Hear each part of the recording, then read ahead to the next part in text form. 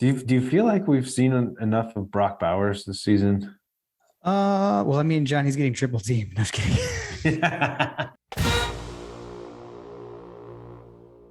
Welcome to My Got a Podcast. I'm Jim Wood. In this episode, John Powell and I preview Georgia's homecoming matchup with Vanderbilt. We also get to hear from Dwight Standridge of Bulldogs battling breast cancer. And we answer questions from you, our listeners. As always, remember to check out store.mygotapodcast.com to see our latest merch. And you can follow us on social media at My Got a Podcast. Finally, we'd love for you to check out our presenting sponsor, Axia Time, at axiatime.com. That's AXIATIME.com. Now, let's join the conversation in progress. Ooh, my bourbon choice pairs quite nicely with the autumn spice milkshake.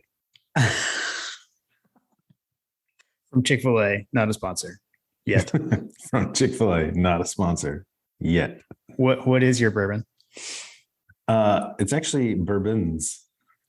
Oh.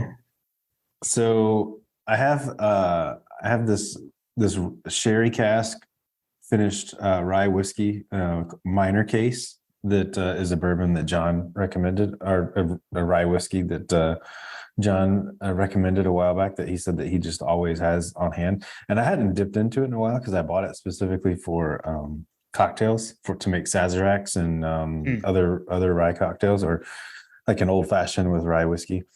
Right.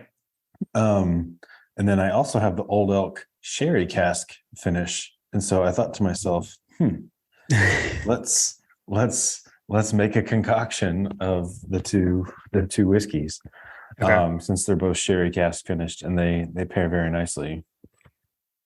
And before we started recording, we had a fiasco with my daughter and had to go to the Target, and so I had to throw my bourbon in the freezer. So I actually have a frosted glass as well.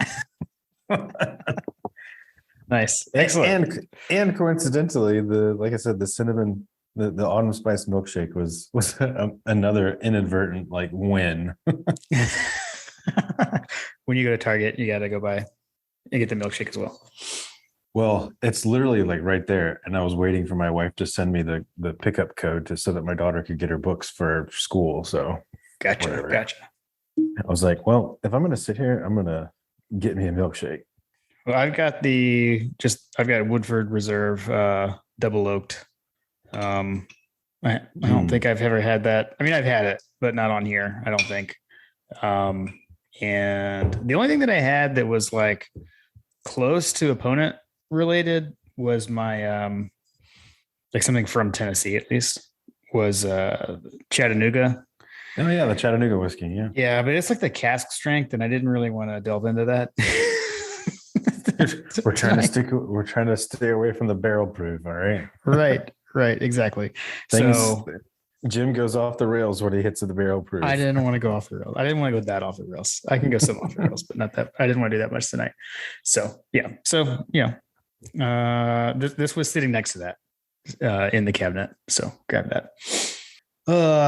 Well, let's see what. I know it hasn't been super long since we talked, but do you know yet what you've got going on this weekend? This weekend, Carter's got soccer. I probably will end up being watching it pregame of his game. Okay, got it.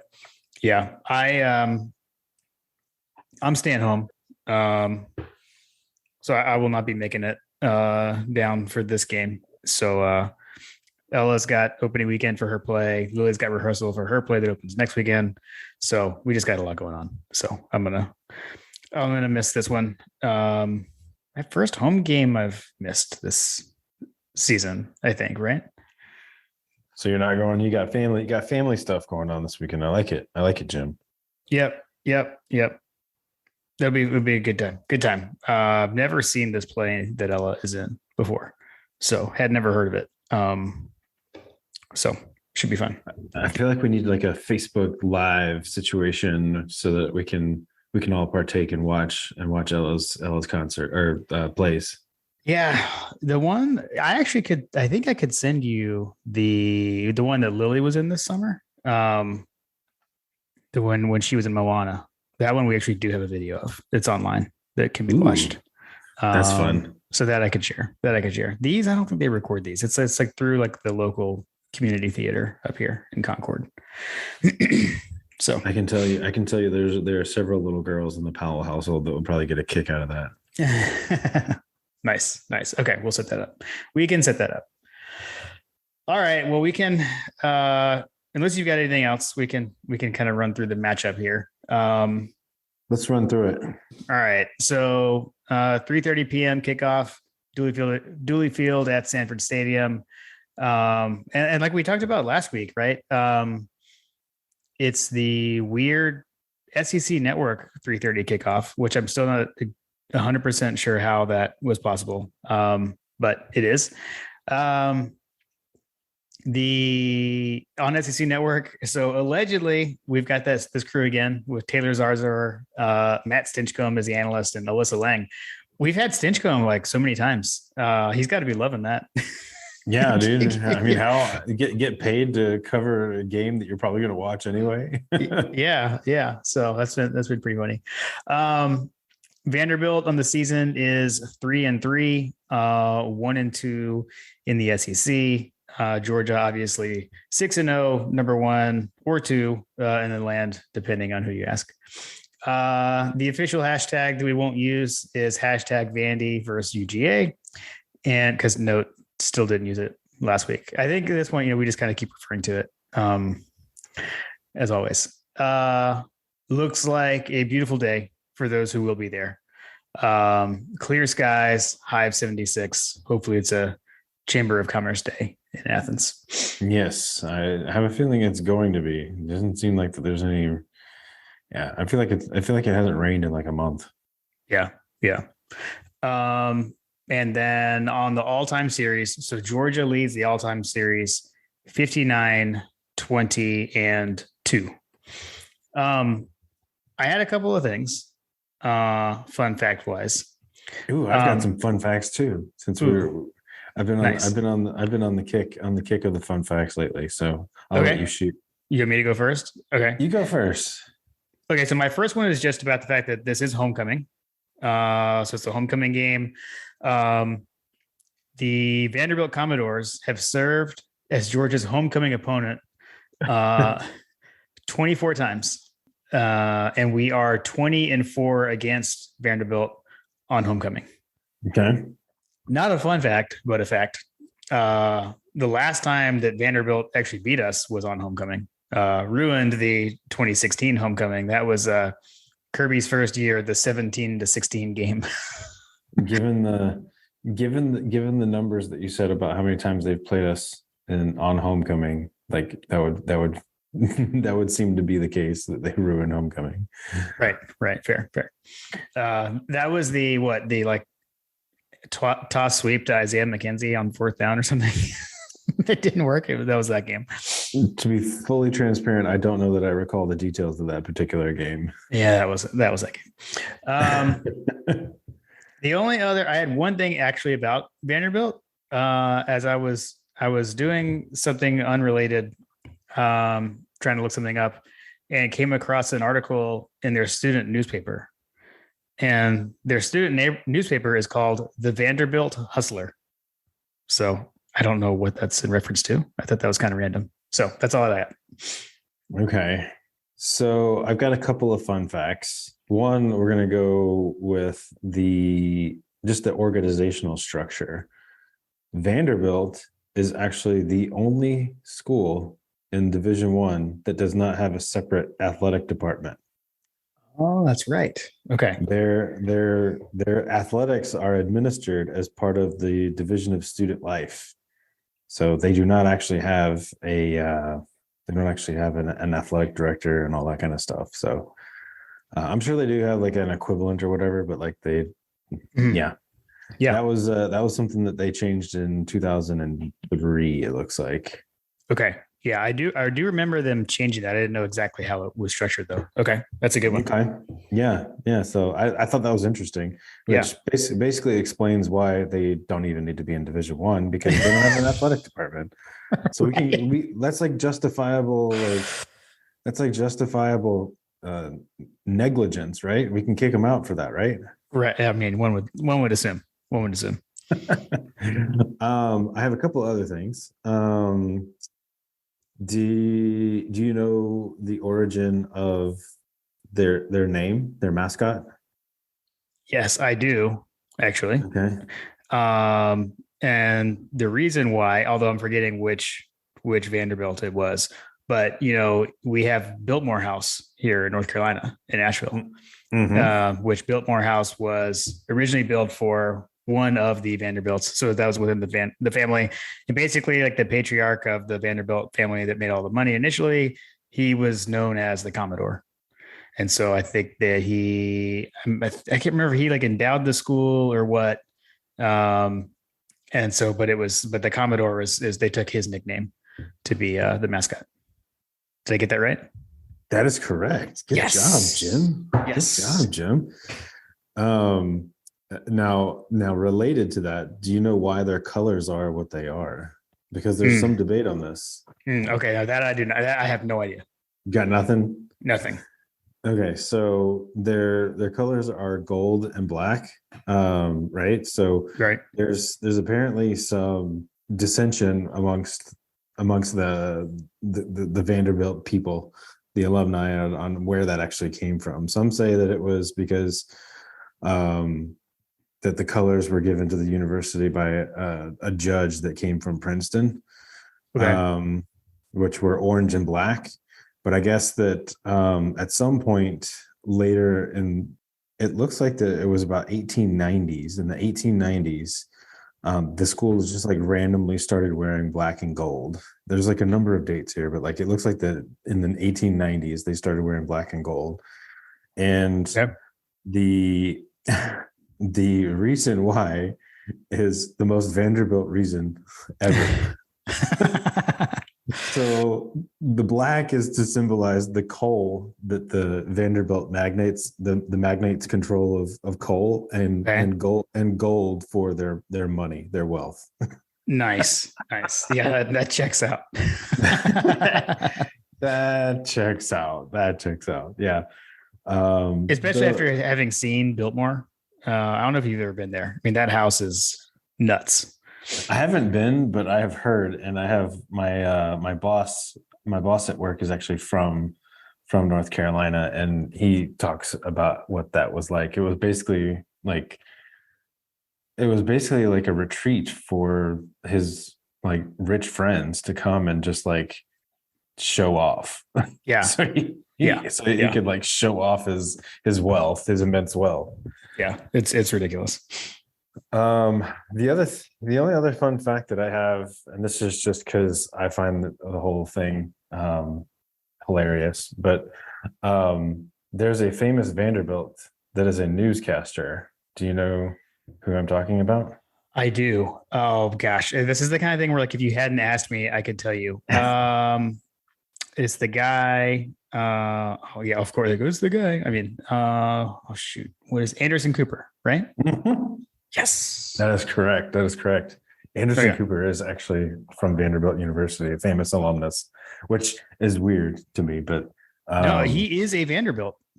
Like yeah, it's not the I don't he may be an his mom alumnus. is Gloria. His mom is Gloria Vanderbilt, I think is what Yeah, her yeah. what So her he, name is. yeah, and from what I recall, he's actually, I think he's related to like the someone in the line that like had that house, also had Biltmore. So that's actually why I knew that. So when we went to Biltmore, I became like briefly obsessed and was like googling all kinds of things, and so that's why that trip is why I knew the answer to some of your fun facts. I always think it's just a little bit funny because this guy is talking about income inequality, and here he is. He's a Vanderbilt. He's Vanderbilt, right? Literally the reason, right? If you guys hadn't built Biltmore, yeah, seriously, awesome. Okay, those are some good fun facts. That's good. I think we both learned some things. we did. Awesome. All All right, let's go. Let's hit the news and notes. The first thing I just got some bullets from Kirby's press conference. So he opened talking about head coach Clark Leah, who is not Brad Guzan, even though I tricked you into thinking he was Brad Guzan. You did. During SEC Media Days. He looks kind of like Brad Guzan. It should have been my fun fact. It should have been. But he was just calling out, that he's an alumnus, just like Kirby is a Georgia alum and, has a lot of respect for them, as Kirby says. The other things were mainly on the injury front. So we talked in the Auburn review about the reports around Stetson. Was he or was he not hurt? He got asked that in the press conference. And he said that he got dinged up in the Missouri game, took some shots, but hasn't missed any practice or anything like along those lines. So kind of no real difference from what we talked about last episode. He got asked about Jalen Carter. He did say every day he's getting better. He's rehabbing, and he said, I'll see more today. So we're recording Monday night. So we'll see there. Getting the hopeful kiss of death.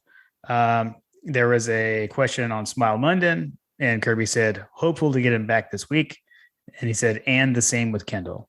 So based on the hopeful kiss of death, you would not expect Smile London or Kendall Milton to go this week, but we will see. Because last week we got the AD Mitchell hopeful kiss of death. He did step on the field at least. So who knows? We'll see. And then the last thing is actually something that you pointed out to me, John. The exchange around Brock Bowers getting triple teamed or not. Yeah. Shout out to John Tweets for sending that to the Dog Central text thread. That was funny. So I already forgot who asked, but Kirby asked some question about like Brock getting triple teamed, and Kirby said, I love you media guys, but if you think somebody is triple covering somebody, please send me a video of that so I can see that, because that means we've got somebody else wide open. So classic Kirby media interaction.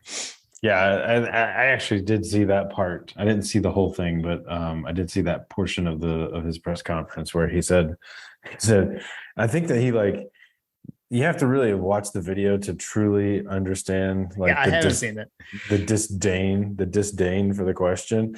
Yeah. Because he was just so sarcastic about it. It's just classic Kirby, right? You could just hear him. You could just hear him like wanting to just yell at that guy. Yeah. Well, I was like, last year when he was like, it's called scheme, Seth. There you go. Well, it feels kind of like one of those.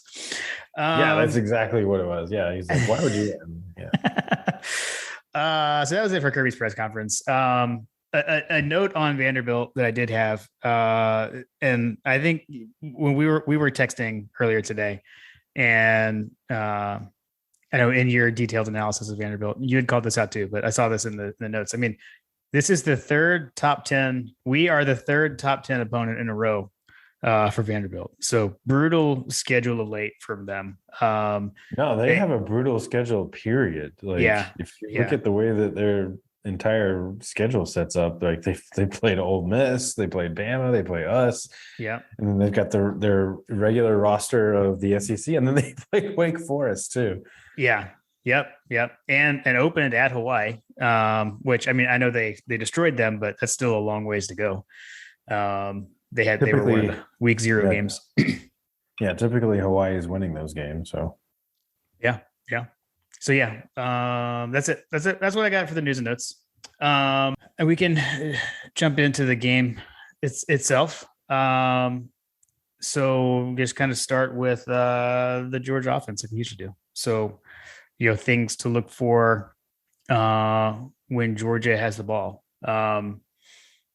I've got a couple of things I can call out just on their defense. I've got some players and things. And then maybe if there's anything you've got to look for, but they do have some guys that jumped out just kind of looking through the SEC statistics. So they actually have the SEC's leading tackler with 61 tackles. Anthony Orji is his name. Leading tackler in the conference. And then they've got a linebacker. He is a linebacker. Yes. Yeah. Yep.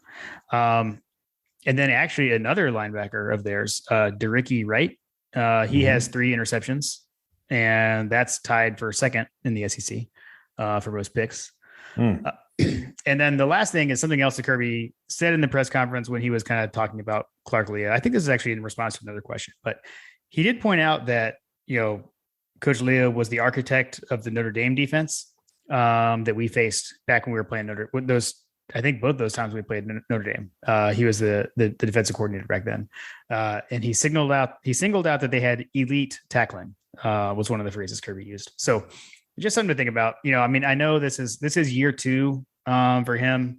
He came in the post-pandemic season. So if you remember, during the pandemic was when Mason got let go, and then they brought Leah in. It was a complete rebuild, and we obviously, waxed these guys last year. But I don't know. They've been, they've done better than I had expected, I guess, thus far, I would say. But so anyways, those were just some things to call out about the defense. From a defensive standpoint, they definitely look like they're giving up some yards. Yeah. Yes. They're averaging.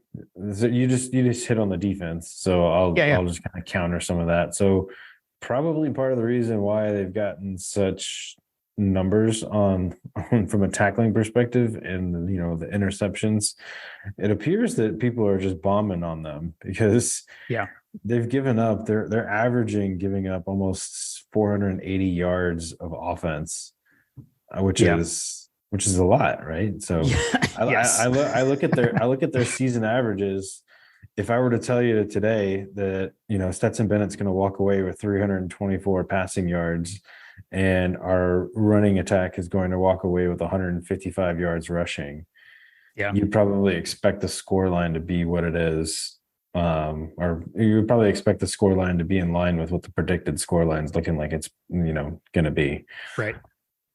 So, from a defensive standpoint, I hear you, but I also see that there's definitely opportunity for us to move the ball on these guys. And then, so on our side, when we have the ball, we've got we're averaging over 500 yards of offense. So you like our opportunities to hit the over on that number here. Yeah. I would say that our numbers line up nicely with their season averages. So it should be a fun day in the park for the UGA offense. And I'm hoping that it's an opportunity for Stetson to get to the Stetson of old. And looks like that it should just be a nice game to see some consistency from the offensive line from the Auburn game. Yeah, kind of keep that rolling. I agree. And conversely, I'm going to be curious. I'm going to be curious to see who the starting running backs are. I have a feeling, just knowing Kirby, it's going to be, Kenny McIntosh is probably going to walk out there for the first series or whatever, but I fully expect to see some heavy doses of Dejan Edwards and Branson Robinson based on their last performance. And it looks like they're going to get they're going to have opportunities because Vanderbilt's given up so many yards rushing.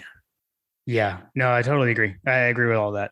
I would just add, I not that I've watched a lot of Vanderbilt. I watched the Ole Miss highlights, just with that being the recent game. And honestly, I know there was Vanderbilt had the halftime lead. But looking at what Ole Miss did offensively, they were kind of doing everything. They were throwing it deep. They were running it down their throat. So yeah, you're right. And I think that makes sense. I definitely agree with your comment. The volume of yards they're giving up.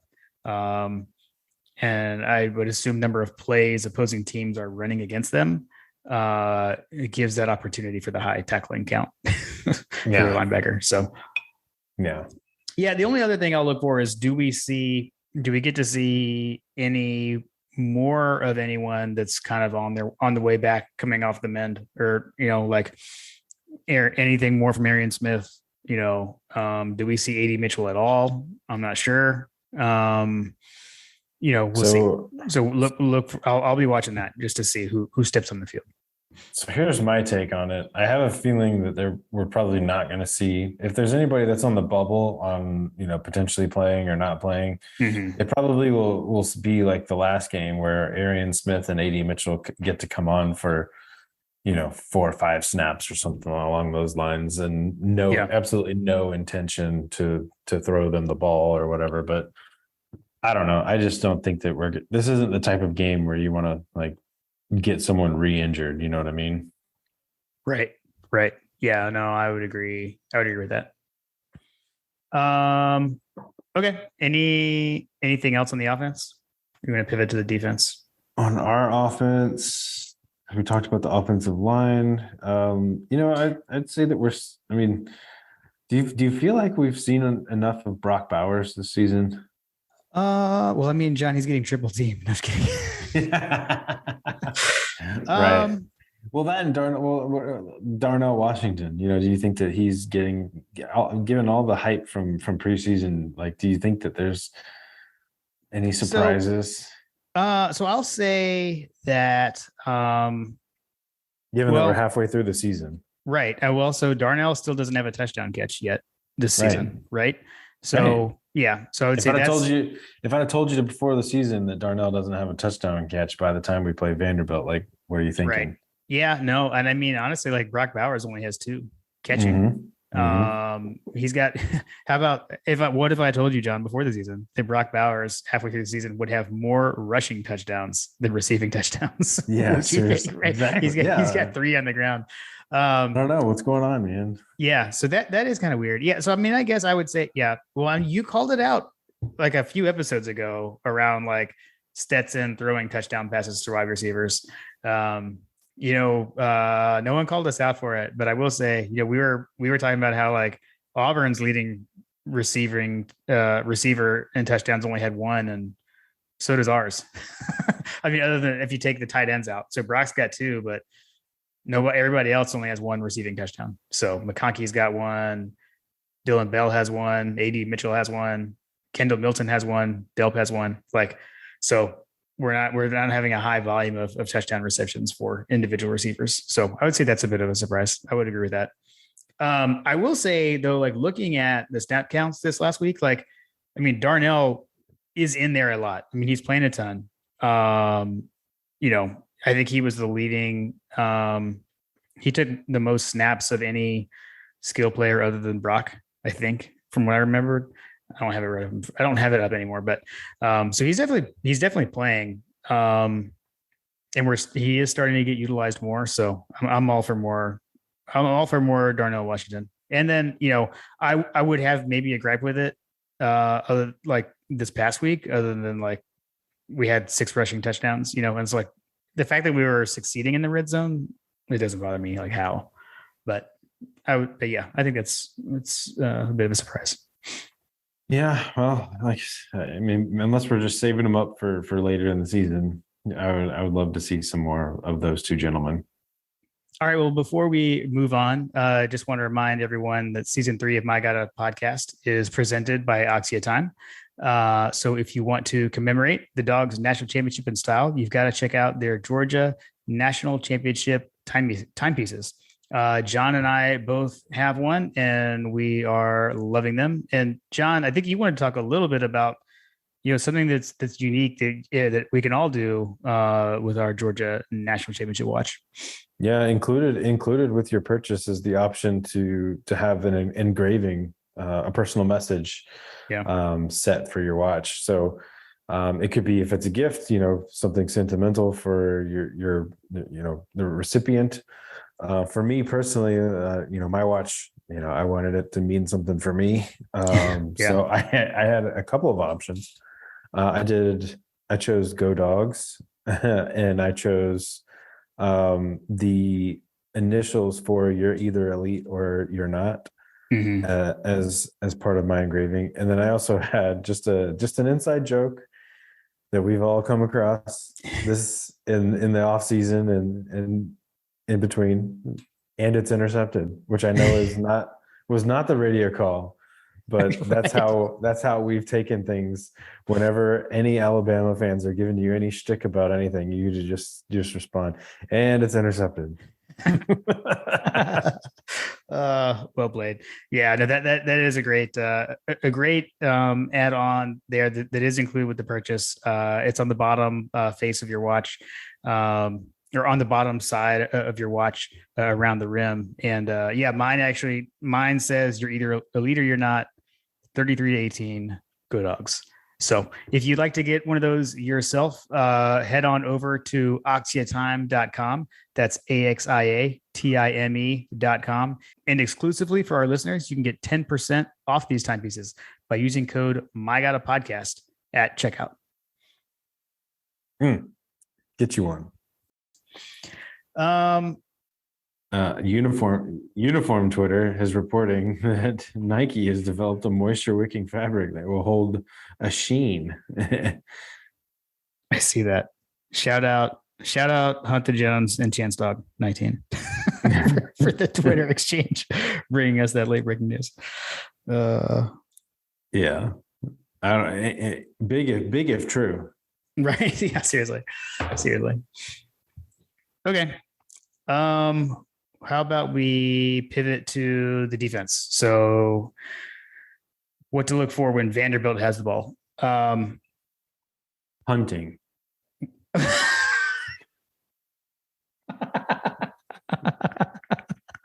That's it.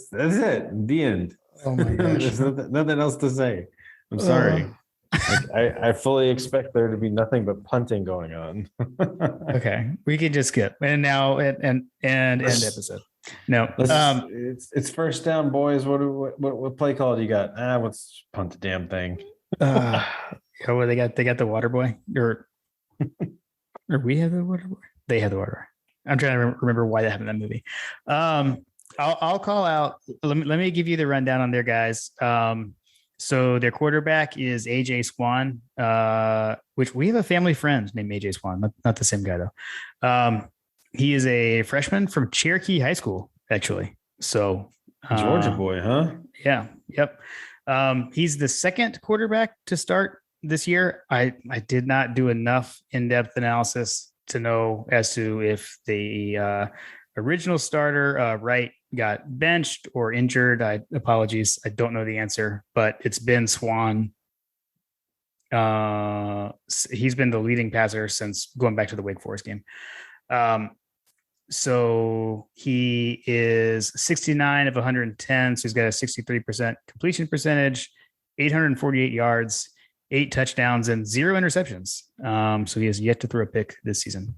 The leading receiver is Will Shepherd.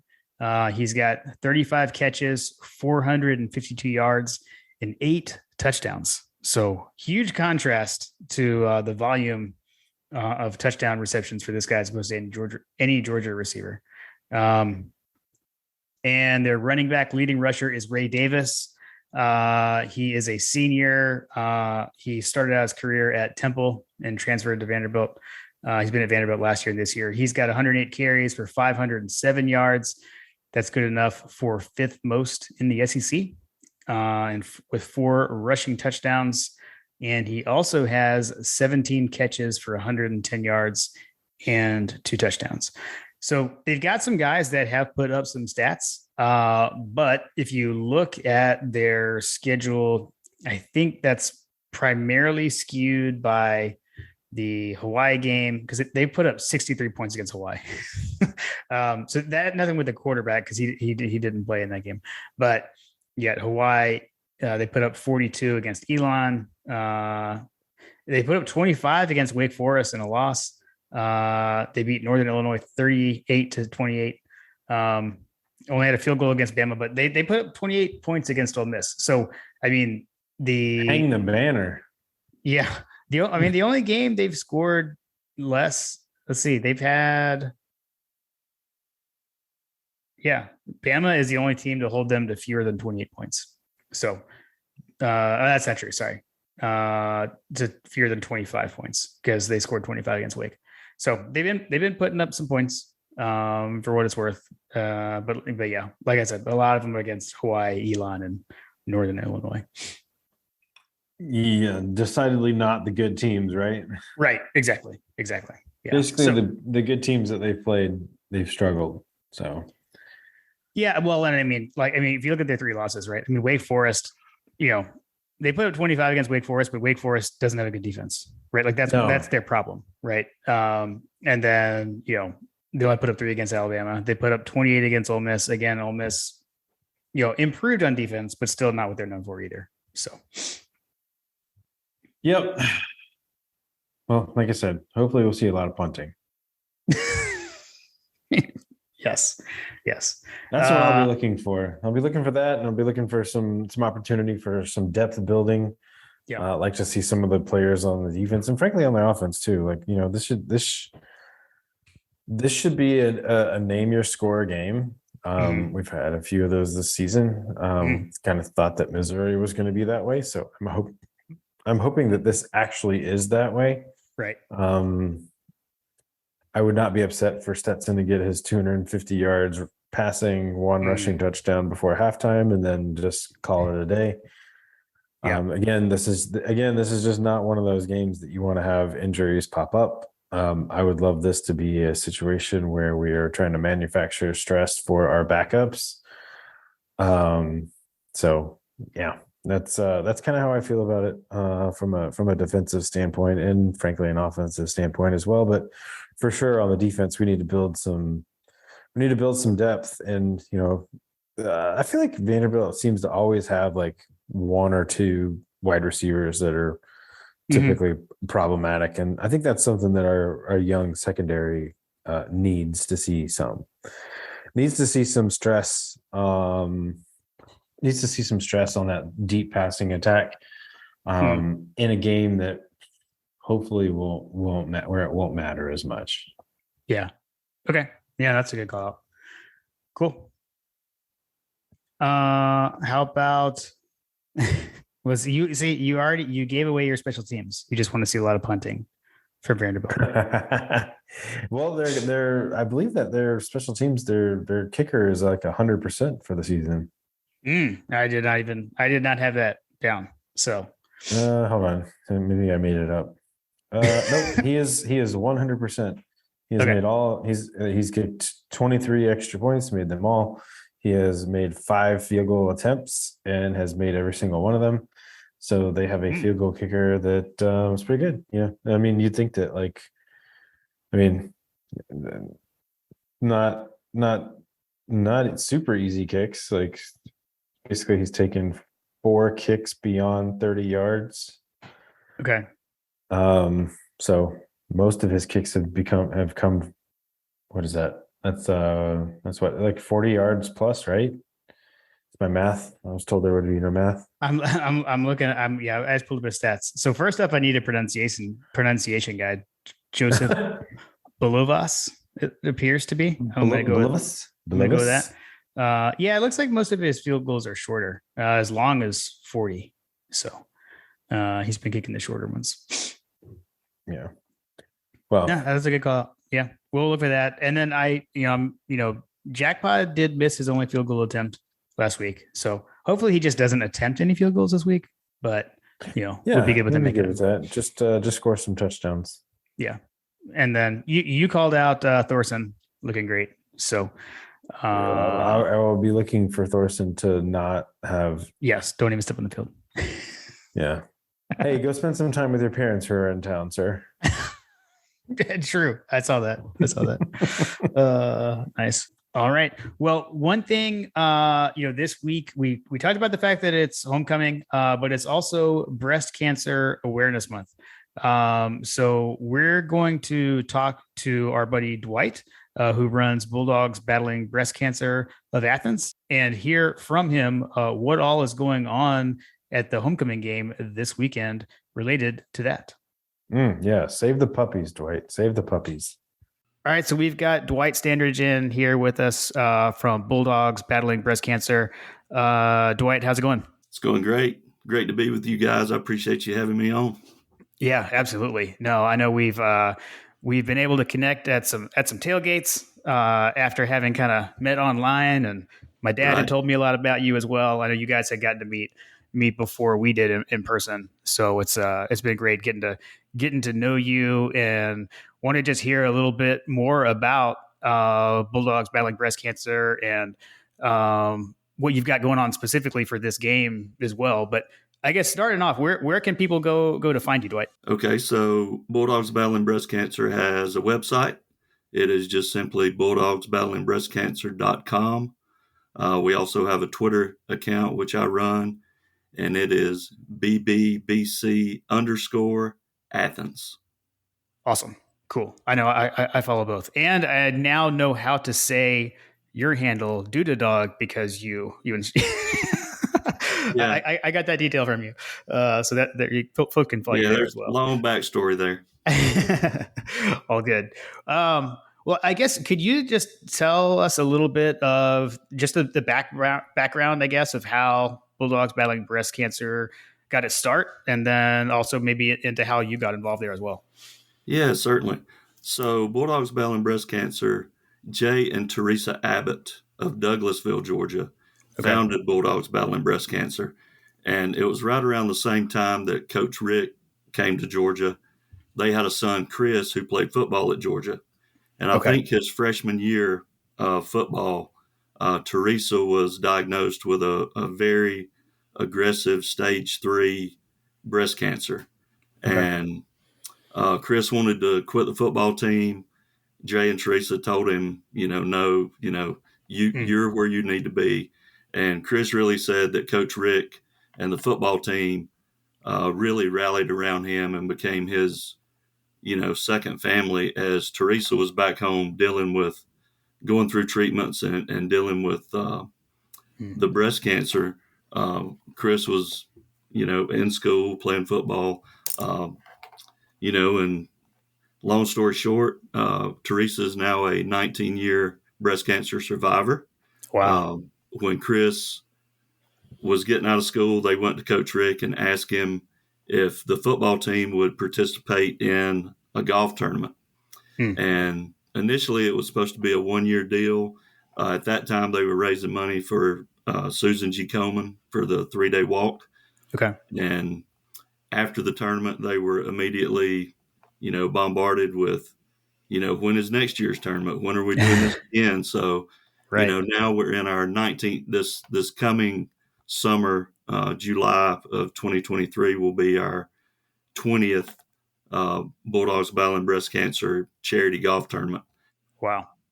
I think I missed the first two, but the first one I went to, when they were making the opening remarks, Coach Rick, he spoke, he did the invocation. Jay and Teresa said that they now were donating money to St. Mary's locally here in Athens. Mm-hmm. And St. Mary's was using the money to provide free mammograms for women in need, to buy new equipment, and to educate women on the importance of getting early screenings.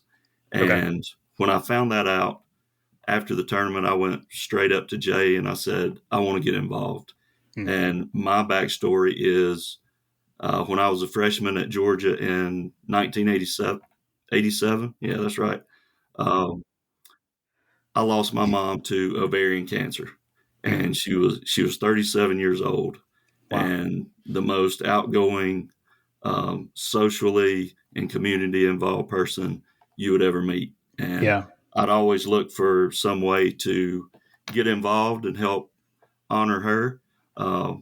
And this is the perfect organization for me to be involved with. I think I'm going on my 16th year being a part of Bulldogs Battling Breast Cancer. And now it's really Jay and Teresa, me and my wife, Leslie, are the main core of Bulldogs Battling Breast Cancer. And of course, we've got multiple very generous and very neat partnerships and sponsors, volunteers. It's really one of the things that really hits me is being involved with this organization so long is how things network, and just we continually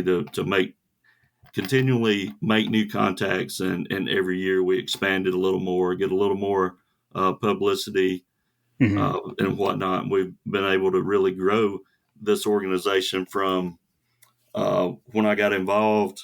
We were donating $8,000 a year to St. Mary's, and the past 6 checks that we've given St. Mary's have been 6 figures. And Wow.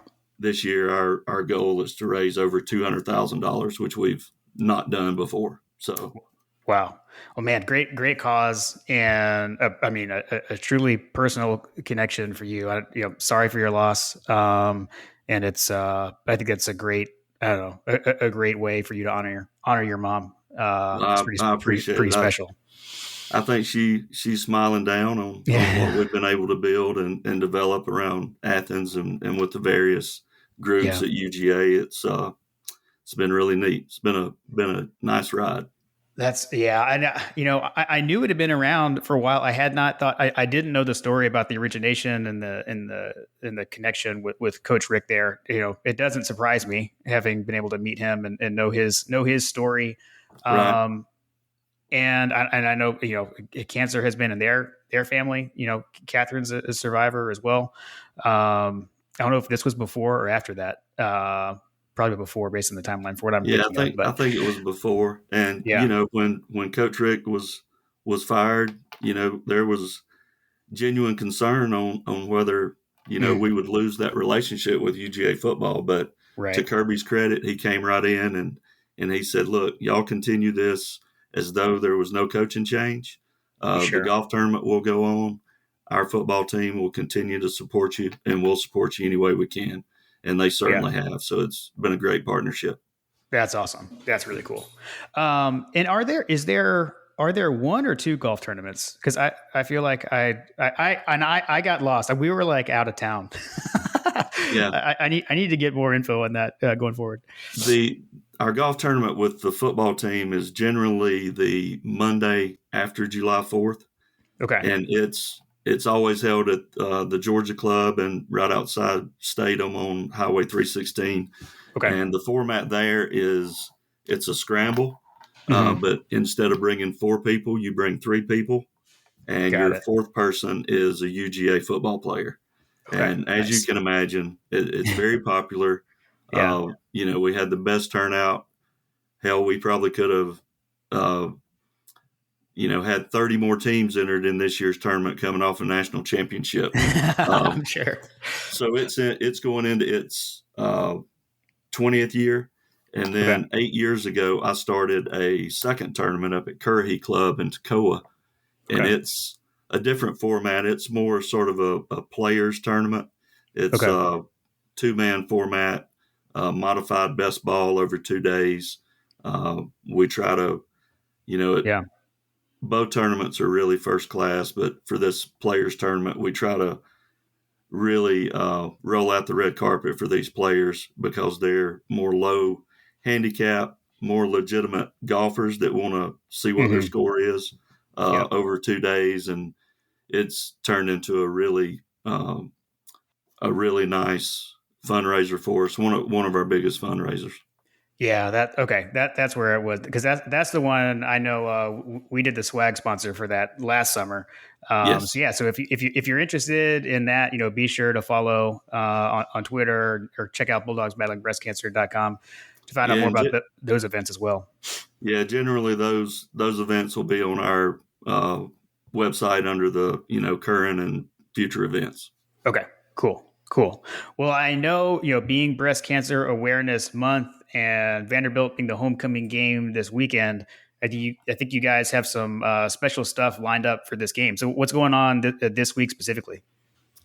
Yeah, it's a very, very busy month for us. And it seems like, each year we get more requests and partner with more and more organizations. On Thursday night at the Georgia Theater, the DGD Fund is having a DGD concert. The Future Birds will be at the Georgia Theater. Nice. And the DGD Fund has recognized Bulldogs Battling Breast Cancer as one of 3 organizations that they're going to be supporting through that concert. Okay. So that's Thursday night. Friday morning, let the cat out of the bag a little bit. We are going to be on a live segment of Good Morning America, they are Oh, wow. doing a piece on Trellie Hale and Oh, yeah. also Teresa Abbott. So we've been invited to come to Athens. Don't know where it's going to be, either downtown or right around the stadium, but we'll be on Mhm. Good Morning America Friday morning. And Nice. then uh, don't want to leave them out. We've got a partnership with UGA Hockey. Mhm. Last week we did Pink in the Rink with UGA Hockey for the 5th year. Those kids are a great organization. They always wear some alternate pink breast cancer jerseys, auction Cool. them off after the game. And last Thursday night, they raised over $6,000 for us. So great partnership with them. And Awesome. then moving forward for the Vandy game, we're partnering with the UGA Spike Squad and the UGA Paint Line. Mm. They will be painting up pink, and we'll, on social media platforms, we'll be asking people to, quote unquote, paint Sanford pink.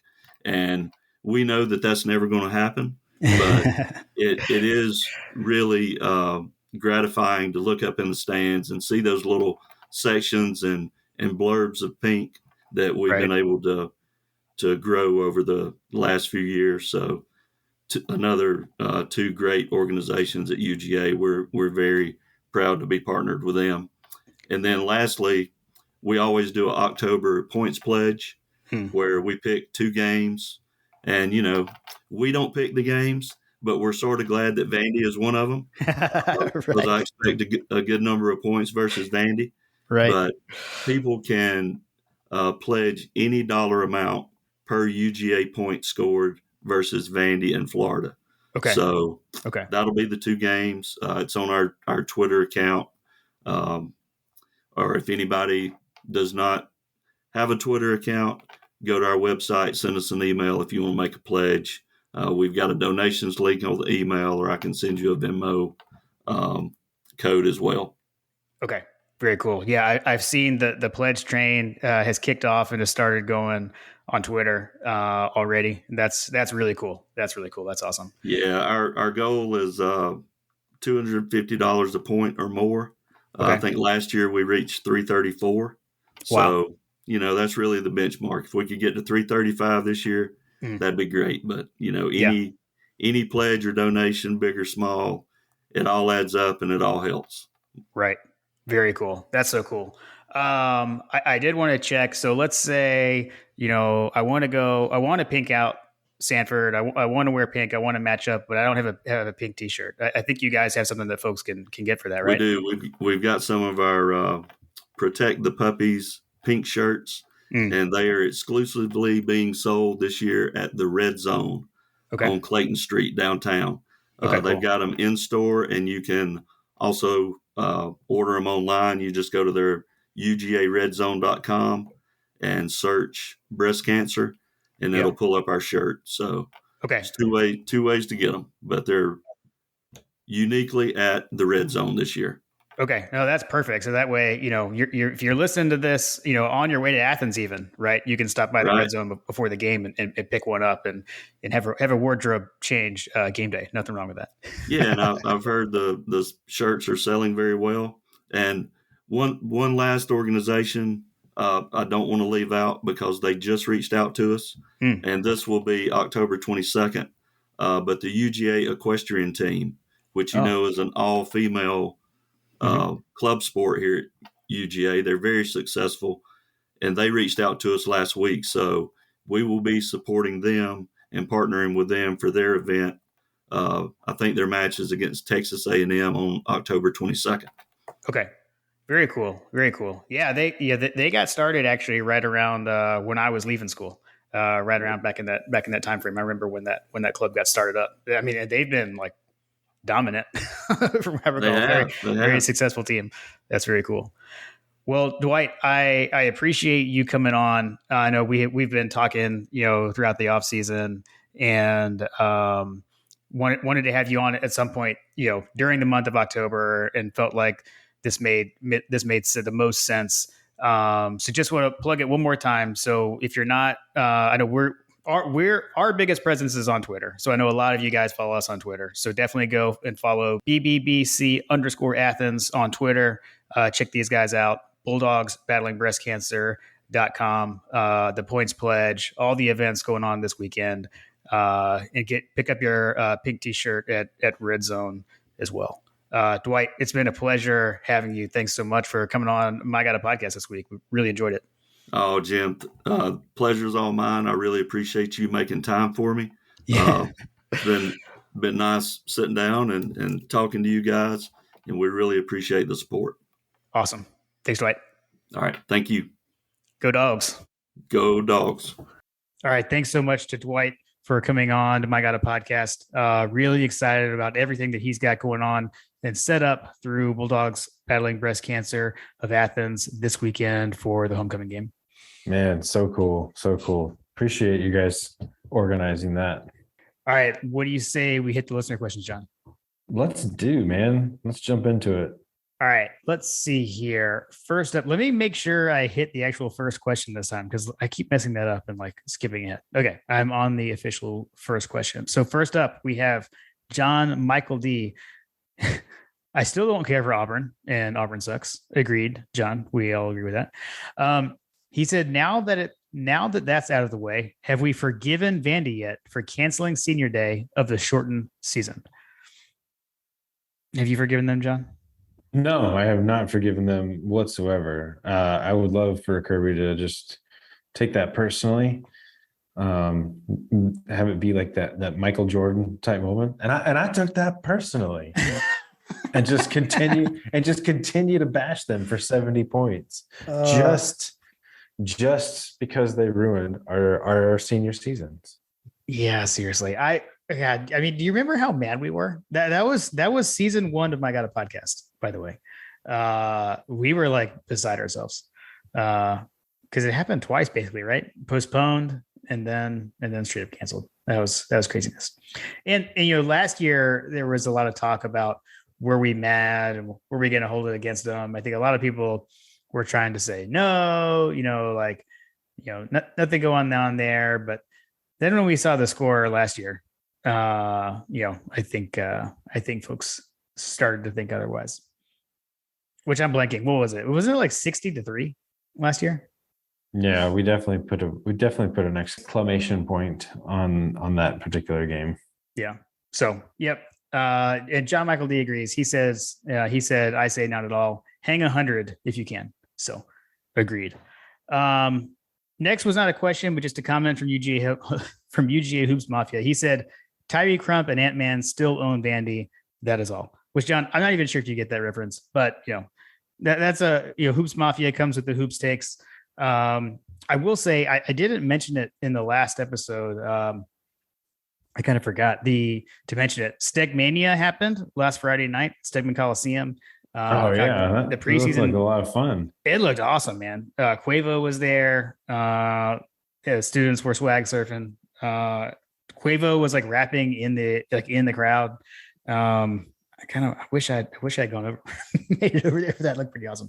So looking forward to see what Mike White can do with the Hoop Dogs this season. Yeah, he looks like he's on a tear right now. Yeah. Wait, is UGA basketball I think Graham said that. Is UGA basketball cool? Right. I mean, he's putting together a recruiting class. I think is in the top 25 right now in recruiting rankings. So we'll see if he can do at Georgia what he did at Florida. We'll build a statue. I mean, I'm all for that. All right. I'll have to take your word for it. We can talk about that later. I'll educate you in the podcast after the podcast. Let's see. Zach, SC Dog 864. How many yards do you think the running back room can get against this awful Vanderbilt defense?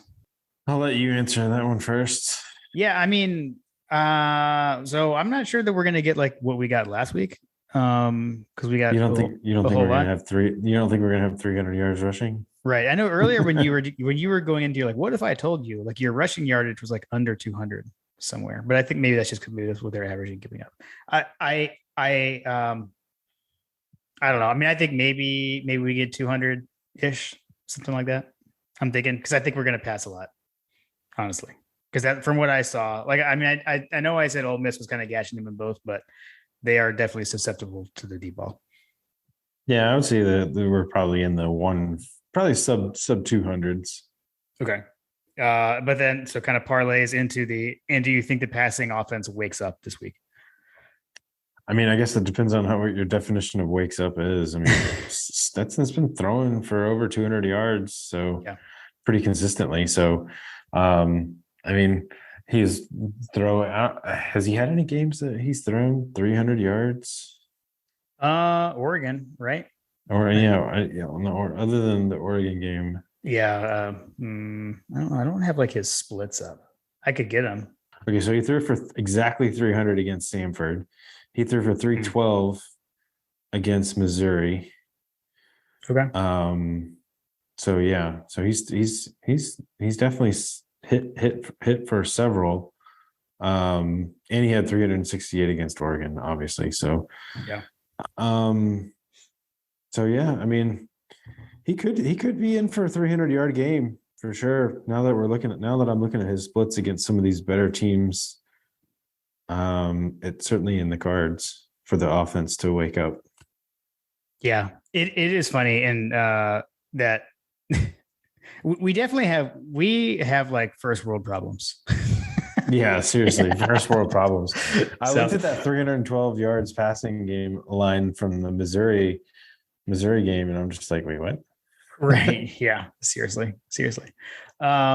Let's see. Oh, he just said, P.S. Bear Alexander is terrifying, and I can't wait to see him shine again Saturday. So agreed. We talked about in the Auburn review. He's really coming on.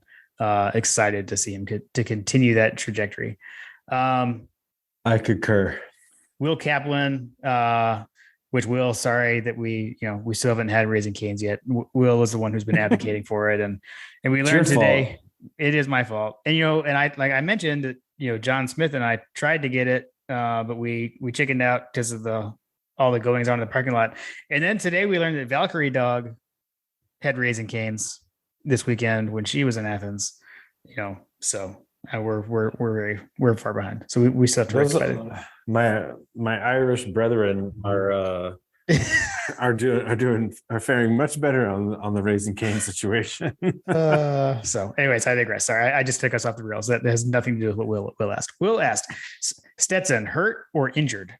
Definitely not injured based off of everything that we're hearing. Right. I think hurt. That's fine. I think we could say maybe hurt. You can play when you're hurt. You're not injured. Are you hurt or you're injured? Kind of thing. Okay. That. So that sounds like you backdoored into a clarification. Yeah. Well, I did that for you. Before I got to you. So yeah. I think that's fair. I would say that there's definitely something off. There's something off between him and Brock Bowers. I don't know quite what it is.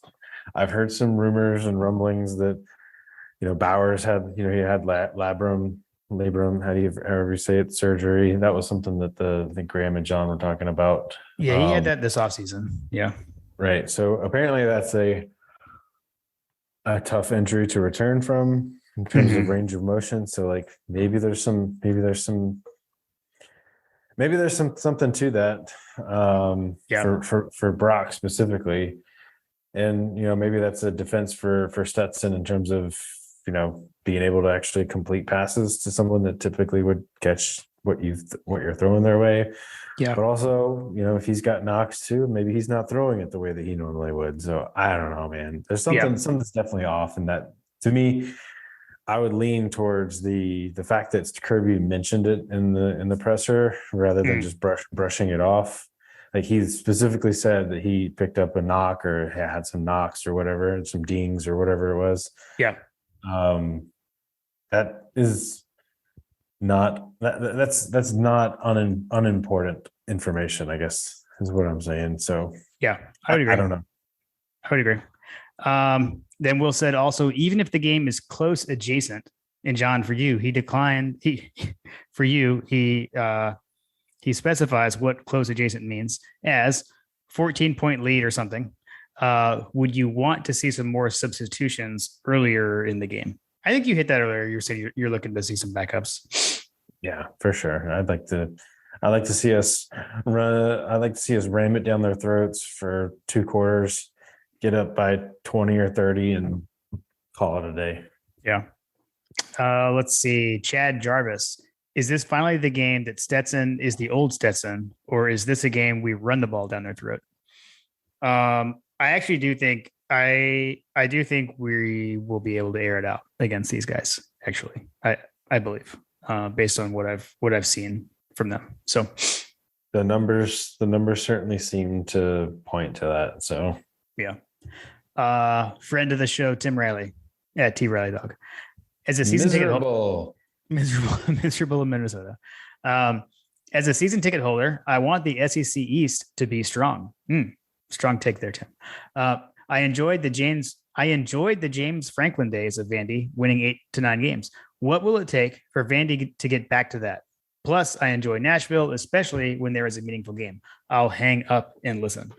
I mean, other than like, I don't know. I'm trying to think. I mean, James Franklin, I guess, was probably their height. I'm forgetting the guy that was there when we were in school, like the guy that had been at Furman. I don't know, man. I mean, we'll see. I don't know. Maybe Clark Leah can, I mean, they're definitely, they have been more respectable this year. I think, I think actually, John, I know the answer. It's what you talked about earlier. What's it going to take? An athletic department. I was just going to say the same thing. They need an athletic department's vision to help them navigate this. I don't know. They definitely need to have, like, it just goes back to the age old SEC, like modern day SEC take that you can be committed to winning, but you have to be financially committed to winning to actually win. And so it would take a drastic rejiggering of how that school's structured from a financial standpoint to put them in a position to even think about competing at this level. So, yep. But I will say that I appreciate Tim's perspective on, it's fun. It's all fun and games to like just destroy teams year in and year out for what seems like the last decade or whatever. I know it hasn't been that way, but the games were way more nervous when, Auburn and Vanderbilt were threatening, or Tennessee was menacing, or Florida was dangerous. But the games, I feel like they meant more. Like when they were close, you mean? Well, not so much even that they were close, just that when we're playing ranked teams, when we're playing, like, our entire schedule is ranked. Like, I just remember the days of old, I guess, where Tennessee's ranked, Tennessee's ranked 15th and Auburn's ranked, 20th or 5th or whatever. Like, every other year they were ranked 5th. You had the James Franklin nine win Vanderbilt teams that would come in and shock someone here and there. And then, freaking Florida, what a sad state of affairs that is from 2009. You know what I mean? Like, yeah. I don't know, those games just mean more. Like when I'm going up to my friends and stuff, like, yeah, it's great and all to be like, hey, how was did you guys watch the game? Like, what do you think about the game? Or, man, what's going on with your coach, dude? Like, it's right. Yeah, get fired. He should be fired at the end of the season. Like, that's all fun, but like, I'd still like to go and talk to someone and have them like get actually physically angry because I told them that we beat them. Right. Whereas right now it just feels like, yeah, you guys beat us again. Yeah. No, I think that's fair. I mean, you play to win, but sport is all about competition. So I can't disagree with that. I can't disagree with that. Yeah. So like, I truly feel like that we have a coach that has built a team to sustain winning for a long period of time. Yep. He's done what Rick, I feel like, didn't quite get to, in creating an engine.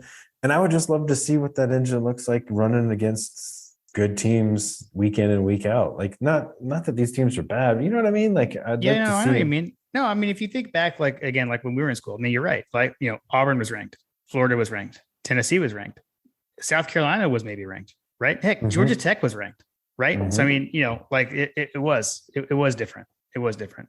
I do wonder. I mean, we'll see. Because again, I mean, you on specifically the Vanderbilt piece, and we talked about athletic department. You talked about money, right? I mean, so much of this, it's all money, right? Like, how do you get better? Money, and you get better facilities. You hire a better coach, etc. And the SEC is continuing to get more money, and the schedule is going to change significantly when Oklahoma and Texas join. So I think it's coming. I think it's coming from that. It may not come at Vanderbilt, but it'll come via the schedule change. So let's see, 51-7 GATA. With half of the regular season over, what has surprised y'all the most about the overall college football season? I've got a couple of things. I think like the single most surprising thing to me is Nebraska firing Scott Frost and not like without waiting for his buyout dollar to drop. That's one.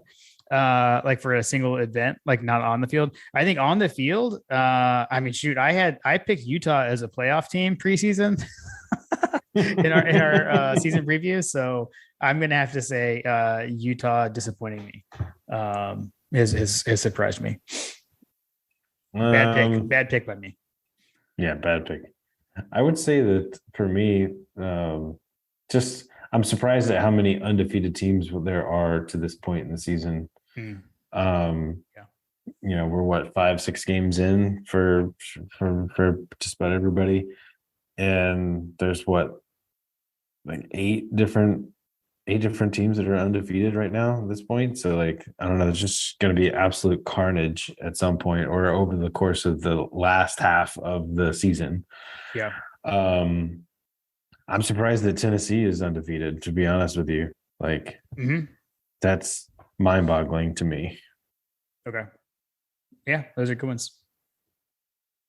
All right, Fletcher Proctor. After watching Jimbo's son on the sidelines and seeing Beamer's daughter wear sunglasses to the press conference of the day, Andrew Smart has to be number one in the SEC coaches offspring rankings, right?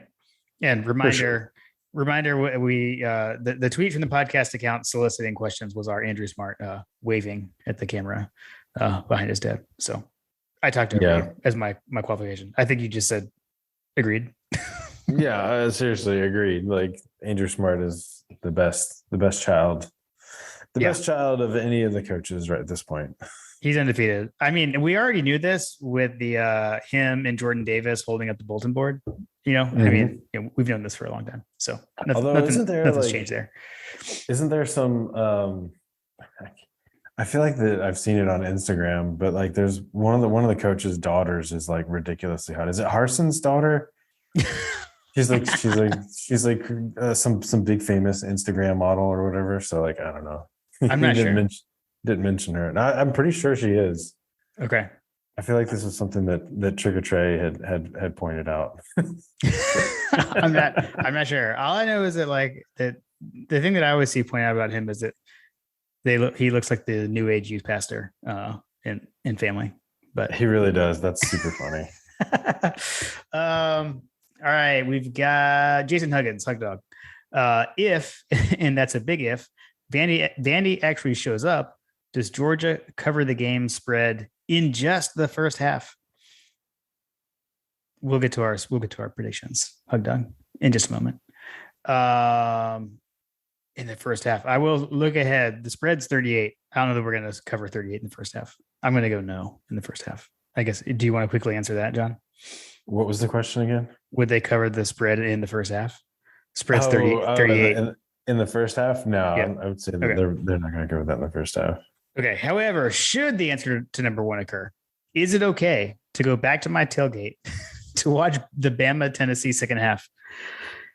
Because as we talked about, this game is the weird 3:30 SEC network game, which means this game is on at the exact same time as Alabama Tennessee, which is very weird. It's so weird. I feel like this is like my younger self is having a bit of a like get off my lawn situation. Like I always thought that there was like a rule that the SEC didn't have the 3:30 kickoff at the same time for multiple games.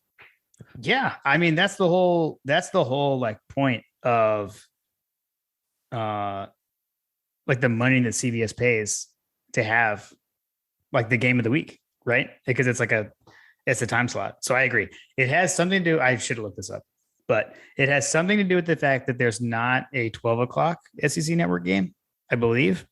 And so I don't know. I mean, I've definitely seen like 4 o'clock SEC network games, which is pretty much basically the same thing. I don't know. Maybe there's like a X amount of times per year you can do this or something, but it is very weird. It is very weird. I'll say this. Hug Dog, you can do whatever the heck you want to do. That's the first part. The first part. Thank you for welcoming me to your tailgate multiple times, and you've got a great spot. So you do whatever you want to do. And you're so close, you can hear what's going on in the stadium. Yeah, seriously. You might even just lean over and just take a gander at what's going on. You can just listen. I'm a don't leave until the clock hits 0, but I'm like that for like every game period. So you don't have to listen to me because that's just a me thing. Good times. All right. You ready to hit Coach Tribbles over unders, John? Do we have the theme music? I don't.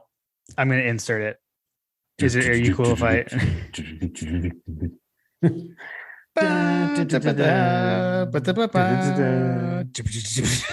Like, is it better? Is it better to sing it ourselves or to have the soundboard? I'm going to leave it. I personally get a good kick out of it. The soundboard or when we sing it? When we sing it. I think it's pretty good. We might have to retire the soundboard. Although I do kind of miss do the put glasses on it. Trying to put glasses on it. Those are good times. I'll bring it back. Amen. Okay, it's time for Coach Tribbles over unders. First up, we're gonna start with the offense. All right, let's hit this right now, John. Am I gonna go first on pick 1? I think okay, you get to pick because you are lead for the season. Do you want to get first? Do you want to go first or second? I get honors. I'll let you go first. I'm gonna go first. Okay, over under 2.5 passing touchdowns, and I am gonna go over for Stetson Bennett. It doesn't say for Stetson Bennett. It just says passing touchdowns. Oh, geez, I'm gonna go over. Okay. Golly. I'm assuming that this is for Stetson Bennett. This is BS. I got shenanigans. Why? It says for the offense. It says offense over under 2.5 passing touchdowns. So it's clearly for Georgia offense. Any quarterback. Maybe. That's what it says. It doesn't say Stetson Bennett. It just says passing touchdowns. I will continue. All right. This one you're going to go first. What about Vanderbilt's offense? We're going to get to that. Do you not understand how these work? First, he does 3 for the offense. Okay. Then he does 3 for the defense. Okay. And then he does a special teams. We got to follow the format, John. All right. Next, for offense, related to the Georgia offense, over under 3.5 rushing touchdowns. I'm going to go over. Okay. I'm going to go under. Over under 475 total yards for the Georgia offense. I believe it's my turn. I'm going to say over. I will also say over. Okay. Moving on to the defense. And you go first in this one. First half points allowed by the Georgia defense. Over under 9.5. Under. Agreed. Under. Okay, my turn. Over under Vanderbilt quarterback rushing yards. Over under set at 65. I'm going to take the under. I'm going to also hit the under. Okay. And then forced turnovers by the Georgia defense. Over under 1.5. Your turn. I'm going to go under. I also am going under, and I'm sticking to not changing things. Okay. Because I wrote it down. Okay. Let's see. My turn. Special teams. Total punt return yards for Georgia. Over under at 50. I'm going to go under. I'm going to go over. Okay. And then the miscellaneous Georgia quarterbacks that play in this game. Over under 2.5. Ooh. Ooh. It's a good one. Is it to me? It's your turn. Yeah. I'm gonna go over. Okay, I'm gonna go under. But I think it'll be 2. It better be 2. Better be at least 2. I'm gonna go under. All right. Thank you to Coach Chill Bill for submitting the over-unders and for now tracking them as well. Much appreciated.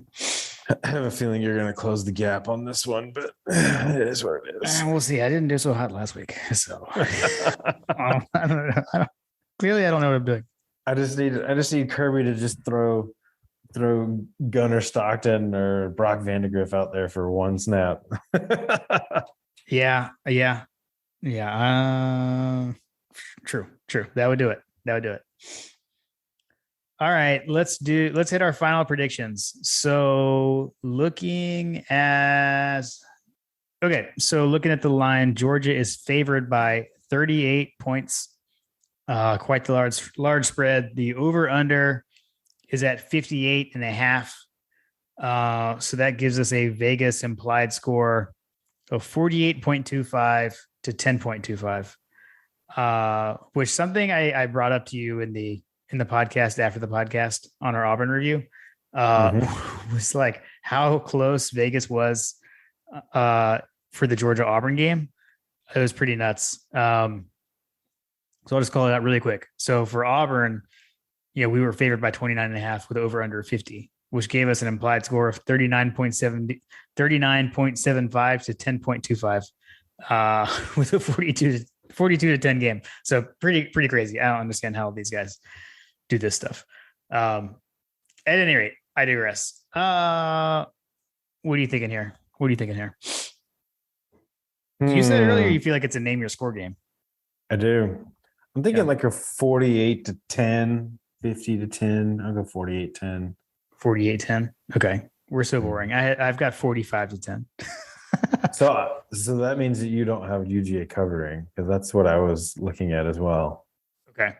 Yeah. No, I've got that'd be a 35 point differential with a 38 point spread. So yeah, I don't know. I'm so much like, I don't know how to look at these things anymore.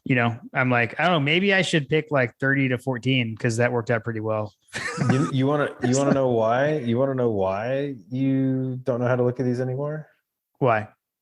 Because we're annihilating people and we need the SEC East to get better. So this over under situation against the spread, like the predicted score like gets a little bit more crazy, because it's like, every week at this point, I feel like my prediction is like 45-10. I know. Well, that was the thing. It's like, and that was why like last week I was like, all right, I'm not predicting these crazy scores anymore. Like after the Missouri game, I was like, I'm not doing that anymore, and then we go and like just absolutely wax Auburn. So I don't know. It is weird. I feel like it's one of the Missouri game was just a microcosm of all the bad things happening at the exact same time, which, on any given Saturday or whatever. Yeah. But it definitely looks like the outlier, right? Of what we've seen this season. I mean, there were struggles in some other games, but nothing like that. Well, isn't there? Don't you also have the link up for the Chapel Bell guys, their stats? So like even their we stats. can talk about that.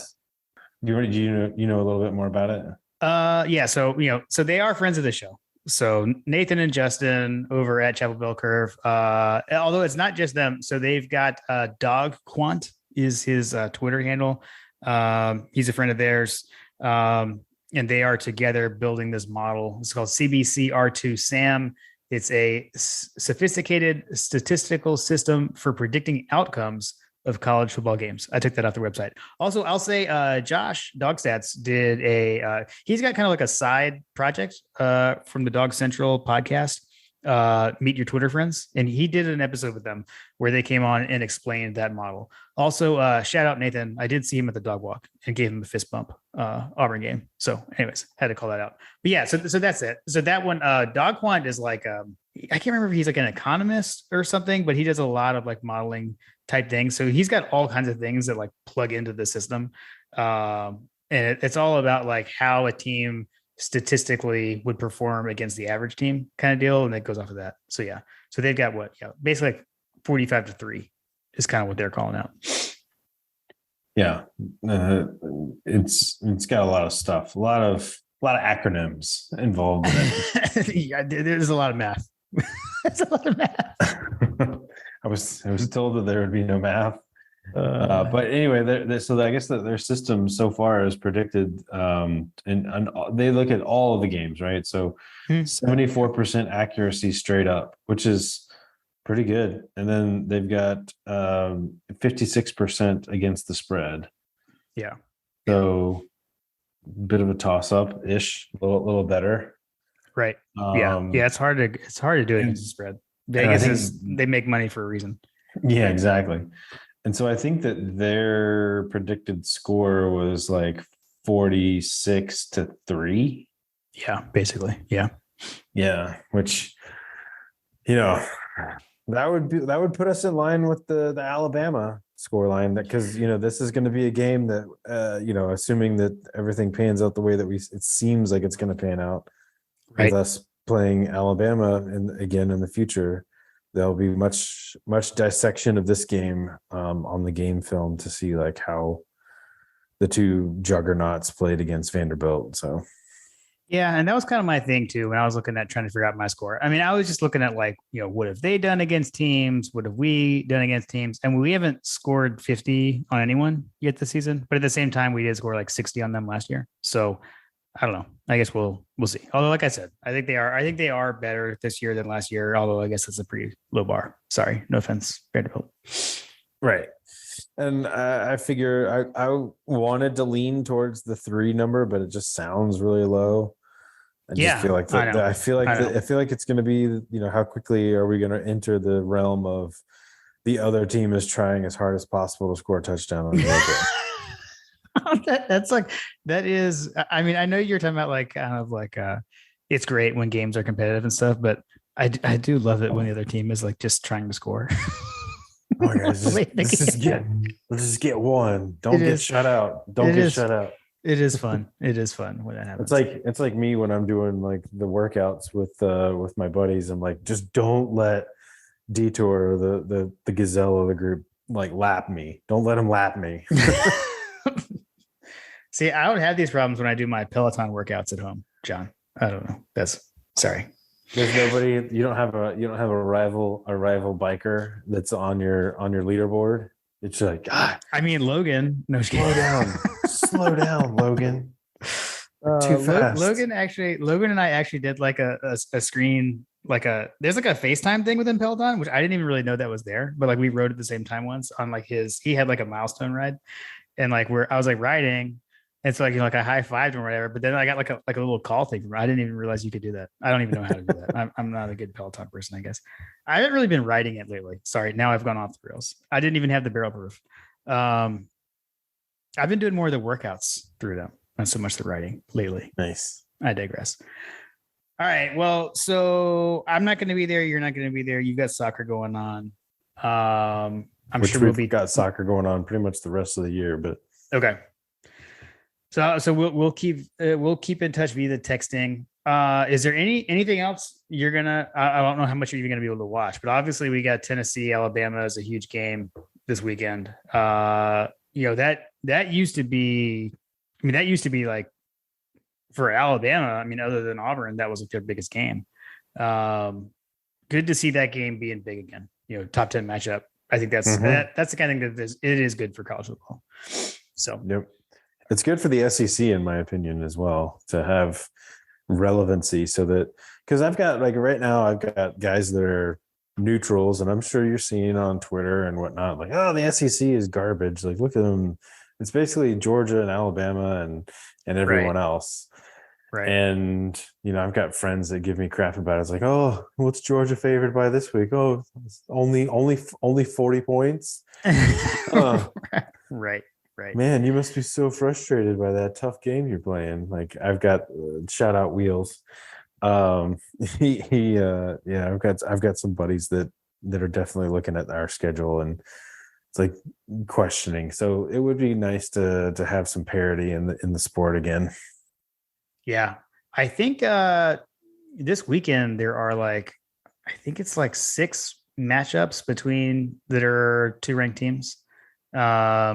So should be a good one. You got, we mentioned Alabama. Tennessee. You got Penn State, Michigan. That's the big noon kickoff.